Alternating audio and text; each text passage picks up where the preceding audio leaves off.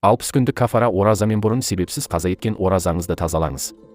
Алдағы 1-2 күнде ислам хижра жылының Режеп айы кіргелі жатыр. Одан соң Шағбаннан соң Рамазан айы кіреді. Кім 60 күн кафара ораза ұстап, себепсіз қаза еткен оразасын толықтағысы келсе, ертеңнен яғни жексенбіден бастап Рамазан айына дейін кемінде жалпы 60 күндік кафара ораза ұстасын. Оны кемінде осы дүйсенбіден бастап ұстасын. Әйтпесе кеш болып, 60 күннен кем болады. Кафара ораза өтелмей қалады. Себепсіз қалдырған оразаның 60 күндік кафарасын өтеу парыз, ал себеппен қаза еткен оразаны бөлек толықтау керек. Мәселен, бір мұсылман бұрын 10 жыл бойы білместікпен я надандықпен ораза ұстамай келген болса, бұл 60 күндік кафара ораза оның осы 10 жылдық оразасын тазалайды.